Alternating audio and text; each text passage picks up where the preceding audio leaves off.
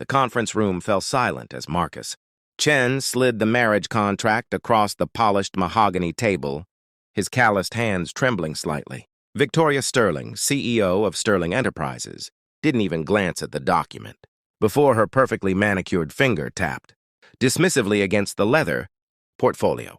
$5 million, she said, her voice dripping with contempt. You actually think you're worth that much? A single father who works construction and lives in a two-bedroom apartment in Queens? She leaned back in her executive chair, her diamond earrings catching the late afternoon light streaming through the floor-to-ceiling windows. My lawyers drew up this prenup as a formality, Mr. Chen. A courtesy, really. We both know you're marrying me for the money. Marcus felt the familiar weight of judgment pressing down on his shoulders, the same weight he'd carried for 5 years since his wife Sarah died, leaving him alone with their daughter Emma. He'd grown accustomed to the stares at parent-teacher conferences, the whispers at the playground, the assumptions that a man in steel-toed boots couldn't possibly know how to braid hair or pack a proper lunch. But this cut deeper. I'm signing it, he said quietly, picking up the gold pen she'd placed before him. Not because I'm after your money, Victoria. I'm signing it because I believe in what we talked about. I believe you want to change. Victoria's laugh was sharp and hollow. Change, please. I want a husband for appearances. Mr. Chen. My board is concerned about my image. The ruthless, unmarried CEO doesn't play well in family-oriented markets. You're convenient. You're presentable enough when cleaned up, and your sob story about being a widowed father plays beautifully in focus groups. Marcus signed his name, the pen scratching across the expensive paper. When he looked up, his dark eyes held something Victoria couldn't quite identify. Not anger, not hurt, but something that made her shift uncomfortably in her seat. I'll be at the courthouse on Friday, he said, standing. I hope you'll be there too. Victoria watched him leave, his broad shoulders squared despite the conversation they'd just had. She told herself she felt nothing, not guilt, not shame, certainly not regret. This was business. This was survival in a world that demanded perfection and punished vulnerability. What Victoria didn't know was that Marcus Chen wasn't who she thought he was.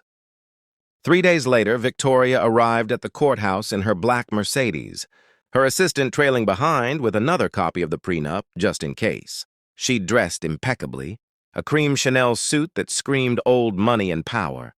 This would be quick, transactional, and completely under her control. But when she entered the small municipal courtroom, she froze. The room was filled with people. Not the society crowd she'd expected to avoid by choosing such a modest venue, but ordinary people. There was an elderly couple holding hands, their weathered faces bright with emotion. A young woman in scrubs, probably having rushed over from a hospital shift. A group of construction workers in clean but worn clothes, their arms crossed respectfully. And children, at least a dozen children of various ages, all sitting quietly, all watching her with curious eyes. At the front of the room stood Marcus, wearing a simple navy suit that probably cost less than her shoes. Beside him was a little girl with pigtails, Emma, she presumed, holding a small bouquet of supermarket flowers. What is this? Victoria hissed as she approached, her heels clicking against the linoleum. These are my friends, Marcus said simply. The people who've been my family since Sarah died. I wanted them here for this moment. The judge, a kind-faced woman in her 60s, smiled warmly. Shall we begin? Victoria felt trapped, but she'd committed to this arrangement. Her board meeting was Monday. She needed this marriage certificate. So she stood beside Marcus, her jaw clenched, and recited the words. When the judge pronounced them married, Emma stepped forward and offered Victoria the flowers. My daddy says you're going to be part of our family now, the little girl said, her voice soft and hopeful. These are for you. We picked them out together. Victoria took the flowers mechanically, her throat tight. No one had given her flowers in years. No one had looked at her with such uncomplicated hope.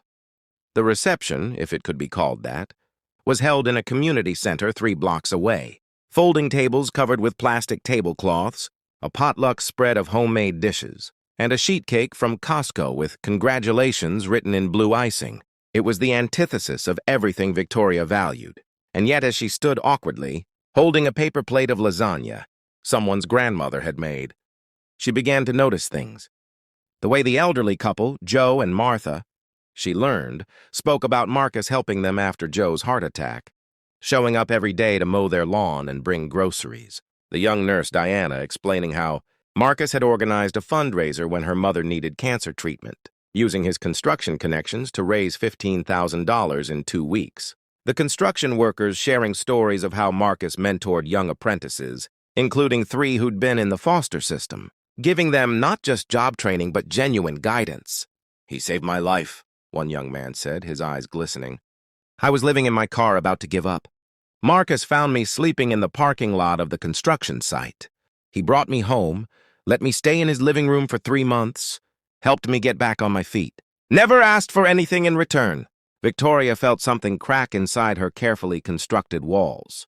Later that evening, after the guests had departed and Emma had fallen asleep on a folding chair, her small head resting on her arms, Marcus approached Victoria in the now quiet community center. "I need to tell you something," he said, his voice steady but gentle. "I wasn't completely honest with you." Victoria's defenses shot up immediately. "I knew it." "You are after the money." "I don't need your money." "Victoria." Marcus pulled out his phone and showed her a document. 5 years ago, my wife Sarah developed cancer. The treatments were expensive, experimental, not covered by insurance. We were going to lose everything. Then an anonymous investor purchased my family's company, a small engineering firm my father had started, for $12 million, enough to cover Sarah's care and secure Emma's future. He swiped to another document. "That investor was you, Victoria. You bought a company that was worth maybe $1 million, tops, and you paid 12 times that. You saved my wife's life, gave her 6 more months with our daughter when the doctors said she had weeks. You gave me time to say goodbye." Victoria's hand flew to her mouth. She remembered that acquisition 5 years ago, during her first year as CEO. Her assistant had brought her dozens of investment opportunities, and she'd chosen that one on impulse. Something about the family's story touching, a part of her she'd thought long buried. "I never forgot," Marcus continued. "I spent 5 years trying to find out who'd helped us.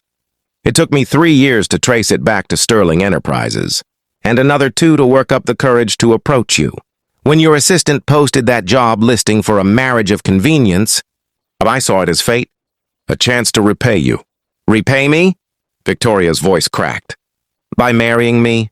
By signing away any claim to my money? That makes no sense." "It makes perfect sense," Marcus said, stepping closer. "You saved my family when you didn't have to.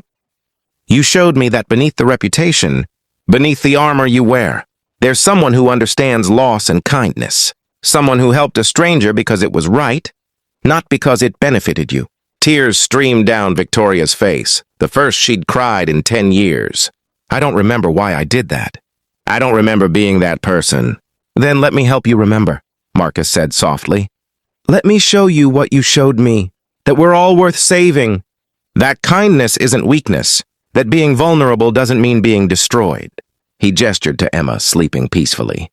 "I'm not asking you to be her mother overnight. I'm not asking you to transform into someone you're not. I'm just asking you to let us be your family. Let us show you that you're worthy of love, not because of your accomplishments, or your money, or your power, but because you're human. Because somewhere inside, you're still the woman who saved a dying mother's family for no reason except that you could." Victoria looked around the modest community center, at the evidence of genuine community and connection that filled these people's lives. She thought about her penthouse apartment, beautiful and cold and utterly empty. She thought about the board meeting on Monday, where she'd planned to present her marriage as a strategic move, and she realized that Marcus had just offered her something worth more than all the strategic moves in the world, a chance at redemption, a chance to reconnect with the humanity she'd buried under ambition and fear. "I don't know how to do this," she whispered. "I don't know how to be part of something real." Marcus smiled, that same gentle smile that had first unsettled her. "Neither did I after Sarah died. But these people taught me. They can teach you, too. We can teach each other." He extended his hand, not demanding, just offering. Victoria looked at it for a long moment. This hand that had built buildings and braided hair and held a dying wife and raised a Beautiful daughter. This hand that belonged to a man she'd belittled, who'd responded not with anger but with grace. She took it. "Okay," she said, her voice barely audible. "Teach me." As they stood there in the fluorescent light of a community center in Queens, surrounded by plastic tablecloths and paper plates, Victoria Sterling, CEO, millionaire, master of corporate strategy, began to understand that true wealth had nothing to do with the numbers in her bank account. It had everything to do with the choice she was making right now. To let down her walls, to trust in kindness, to believe that she was worthy of the very grace she'd once unknowingly extended to a desperate family 5 years ago. Marcus had signed her contract asking for nothing. Now she was signing an invisible contract of her own, one that promised to try, to grow, to become the person she'd glimpsed in herself that day she'd written that $12 million check. Some deals, she was learning, couldn't be measured in dollars. Some were measured in moments of courage, in second chances, in the willingness to believe that beneath everyone's armor, there's a heart waiting to be seen. And that was worth more than all the money in the world.